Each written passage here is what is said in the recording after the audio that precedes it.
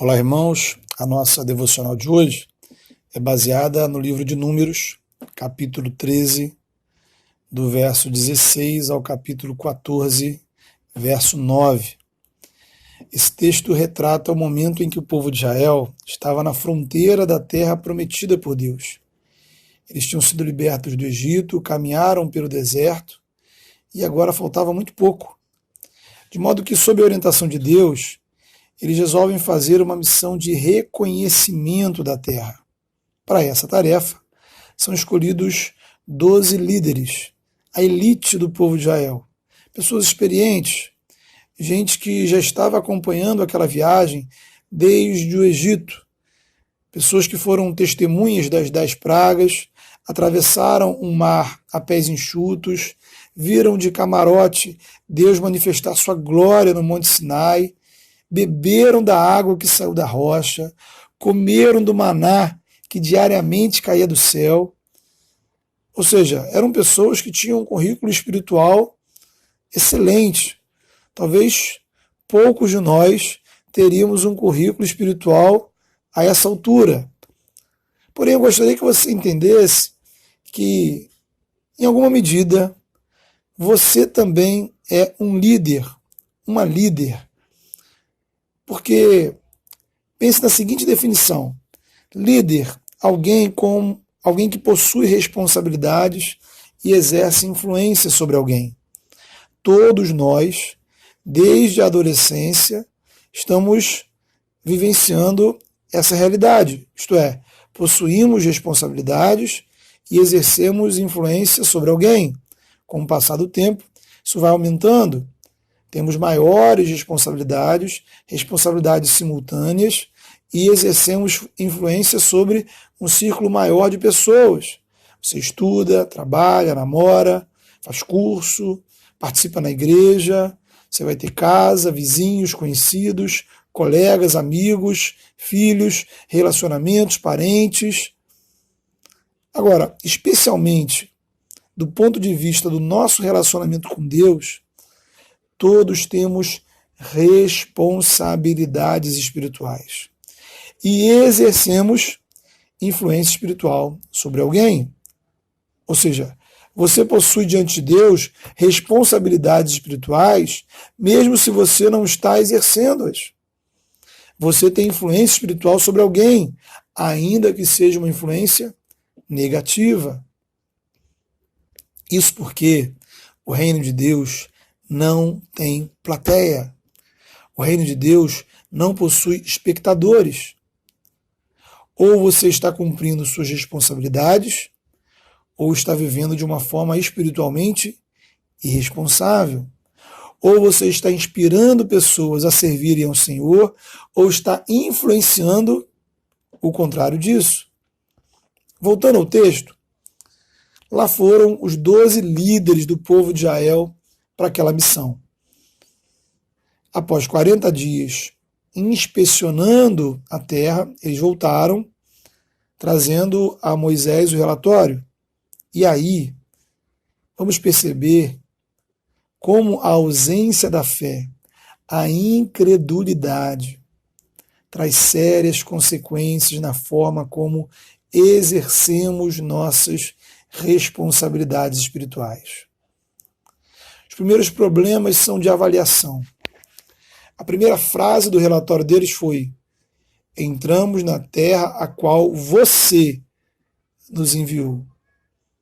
Essa frase traz um problema.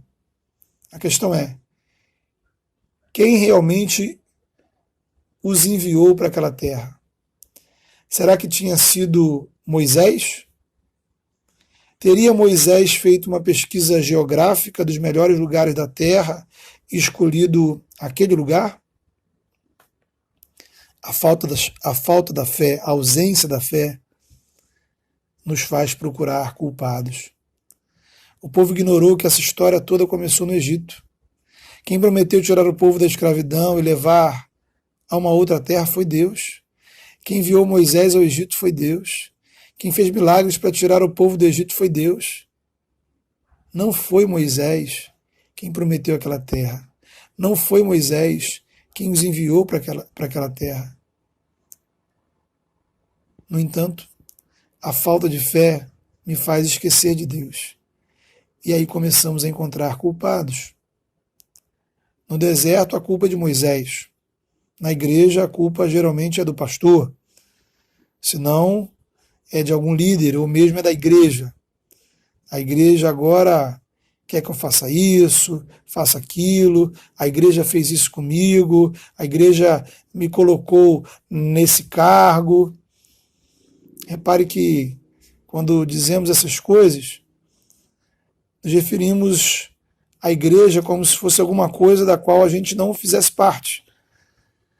O mesmo fenômeno acontece também nas famílias, em outros ambientes. A culpa tem que ser de alguém. A questão é que essa reclamação, às vezes, está escondendo a nossa incredulidade. A falta de fé exclui Deus da avaliação do problema. Aí eu excluo Deus e escolho um alvo. De modo que, antes de você reclamar de alguém, pare, reflita. Será que não foi Deus quem levou você para essa situação? Pare e avalie-se antes de chegar até esse ponto da sua vida. Se os seus passos anteriores não foram conduzidos por Deus, foram respostas a orações que você fez. Se ao longo de todo esse projeto, desde que você saiu do Egito, você vem em oração, quem trouxe você a essa terra só pode ter sido Deus. E eu não devo reclamar daquilo que é a resposta da minha oração. Você orou, você pediu, Deus agiu com graça e misericórdia, Deus te deu uma direção no meio do deserto, conduziu você até esse ponto. Quem te trouxe aqui foi o Senhor. Pare de reclamar. Peça ao Senhor forças para enfrentar os desafios. Porque quem ora no meio do deserto não pode reclamar que tem gigante na terra prometida. Vou repetir. Quem ora no meio do deserto não pode reclamar que tem gigante na terra prometida. Ah, mas é difícil. Justamente por isso Deus está com você. Se fosse fácil, você fazia sozinho, não é verdade? A coisa mais fácil do mundo é viver de uma forma incrédula. Ninguém precisa fazer esforço para ser incrédulo, para andar fora da vontade de Deus. Ninguém precisa fazer esforço para pecar. Ir para o inferno, inclusive, é algo muito fácil. Por outro lado, viver o reino de Deus é difícil. É difícil, sim. Mas note, há uma diferença entre impossível e difícil. Deus não te pede o impossível. Tudo o que é impossível, mas necessário, Ele faz por você. Exatamente como Ele agiu na vida daquele povo. Deus os tirou do Egito, quando eles eram escravos. Abriu o mar, quando eles estavam encurralados. Tirou a água da rocha, quando eles estavam com sede e não havia água. Fez cair pão do céu, quando não havia comida. Da mesma maneira, Deus fez na sua vida o que você não podia fazer. Ele pegou todos os seus pecados, a sua condenação, a sua morte e colocou sobre o seu próprio filho. Deus entregou o filho dele à morte de cruz no seu lugar. Deus ressuscitou Jesus dos mortos para te trazer da morte espiritual para a vida eterna, vida em abundância. Deus enviou o Espírito Santo para que a graça dele estivesse operando na sua vida. Deus faz a palavra dele chegar aos seus ouvidos, para você conhecer o amor dele por você, a vontade dele para a sua vida. Deus coloca pessoas no seu caminho, que oram por você, que compartilham com você o Evangelho. Deus estabeleceu a igreja para te acolher, para você ser alimentado espiritualmente. Deus conduziu sua vida no meio do deserto. Deus fez por você o que você não poderia fazer. O impossível, Ele já fez. Agora, Deus desafia você a fazer algumas coisas. Algumas que são difíceis, sim, mas são possíveis. O que Ele nos pede é difícil, mas possível. E não é só possível, como ele também nos capacita a fazer. Servir a Deus é difícil. E justamente por isso ele nos capacitou com o recurso da fé. É difícil, mas é possível, por causa daquele em quem confiamos. Através da fé, eu sei que quem me trouxe até aqui foi o Senhor. Então para com esse negócio de reclamar de tudo na vida. Pare e examina se hoje o que você está reclamando, na verdade, não é resultado da sua oração. Ou melhor, se quer reclamar com alguém, reclama com Deus. Faça igual a Jó. Tenha coragem de fechar a porta do seu quarto e discutir com o Senhor. Dirija as suas críticas a quem é o responsável por trazer você a essa terra. Deus não tem medo de reclamação. O que você não pode fazer é ficar colocando a culpa nos outros. Especialmente, pare de reclamar das dificuldades em servir ao Senhor, em viver o reino de Deus, se envolver na igreja. Toda atividade espiritual que fazemos com regularidade, o serviço mais simples que prestamos na igreja, é uma honra, um privilégio que, por sinal, você não é digno. Entenda. Entenda uma coisa em relação à igreja. A igreja é chamada de corpo de Cristo, noiva de Cristo, povo de Deus. Você não merece fazer parte da igreja. Você não está à altura da dignidade dela. Mas todo aquele que crê em Jesus Cristo, é batizado, recebe o privilégio de ser recebido em uma comunidade cristã chamada igreja, onde somos irmãos e temos a Deus como Pai e o privilégio e a honra de servir ao reino de Deus. Se Deus está dando a você, porque certamente Ele está, de diversas formas, dando a você a graça de contribuir com o reino de Deus, louve ao Senhor por isso. Obrigado, Senhor. Observe que em nenhum lugar da Bíblia o Senhor disse que servir a Ele seria fácil. Ao contrário, a Bíblia está cheia de alertas de tudo aquilo que os discípulos de Jesus enfrentariam de ruim nesse mundo. O próprio Jesus ensinou que deveríamos nos alegrar quando, servindo a Ele, veja você, nos perseguirem, nos insultarem e nos caluniarem. Porque os profetas antes de nós, os servos de Deus do passado, foram perseguidos assim. Jesus afirma: alegrem-se e regozijem-se, porque grande é a recompensa de vocês nos céus. Entende o que Jesus está dizendo? Se eu estou servindo o Senhor e me insultam, me caluniam, me perseguem, como eu devo encarar isso? Pedindo um tempo para Deus? Reclamando do pastor, saindo da igreja, jogando minha vida espiritual para o alto, porque está difícil? De forma alguma. Jesus nos ensina a nos alegrar em Deus, com o reino dele, porque nem calúnia, nem insulto, nem perseguição consegue me impedir de servir ao meu Deus, ao Senhor da minha vida, porque o prazer de servir ao Senhor, a visão espiritual de estar promovendo o reino, a certeza da graça dele sobre a minha vida, a convicção da vida eterna, tudo isso são maiores que calúnias, perseguições e insultos. Eu convido você a examinar com atenção as suas reclamações. Naturalmente, existem aquelas insatisfações que nascem de um desejo de melhorar o processo. São as famosas críticas construtivas. Pode ser uma questão na sua vida pessoal, na sua família, no trabalho, nos relacionamentos, na igreja. A partir de uma determinada insatisfação, a gente pode encontrar caminhos de melhoria, de crescimento.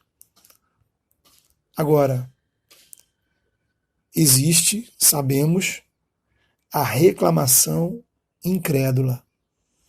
Essa que aconteceu com o povo de Israel. É a reclamação que é apenas murmuração. É reclamar porque é difícil, dá trabalho, é cansativo, falar mal de alguém, encontrar culpados. Reflita.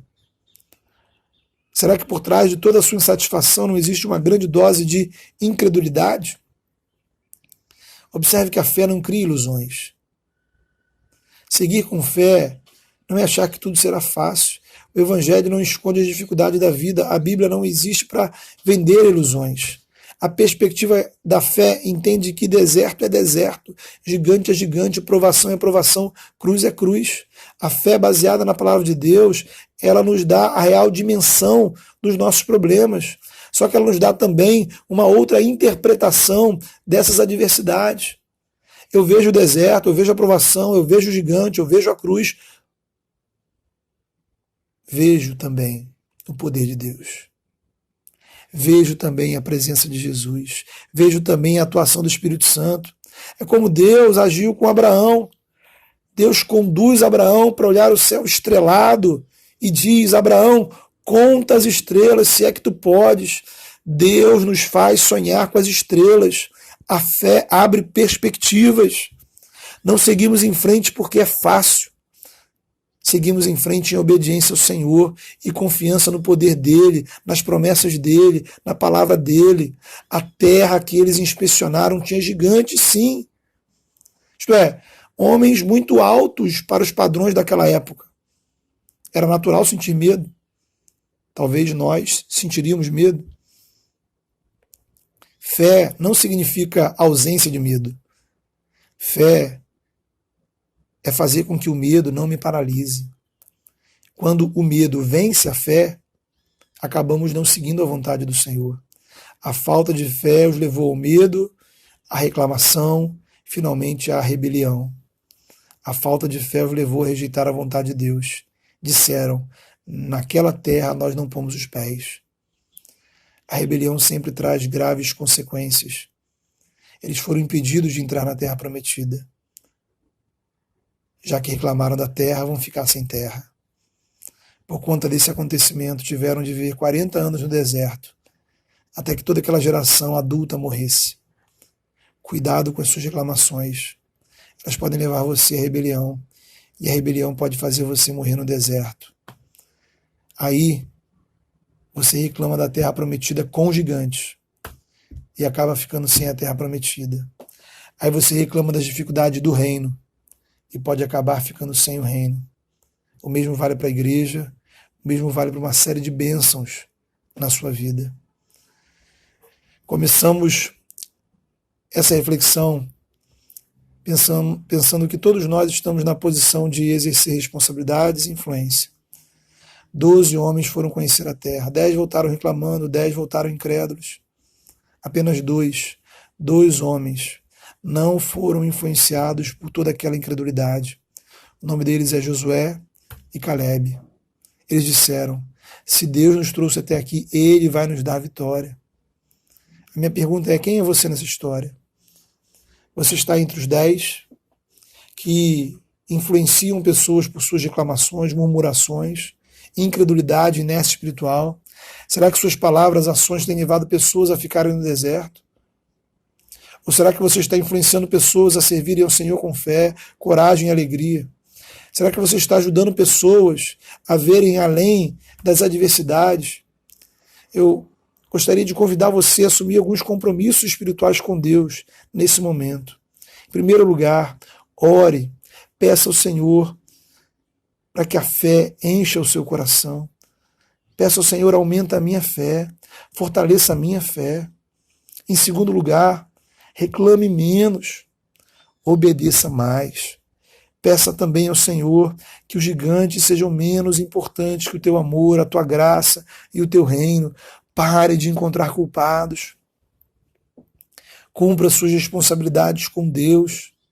Não se esconda nas dificuldades. Não use desculpas para esconder sua incredulidade, sua falta de compromisso espiritual. Terceiro, não seja influenciado pelos murmuradores.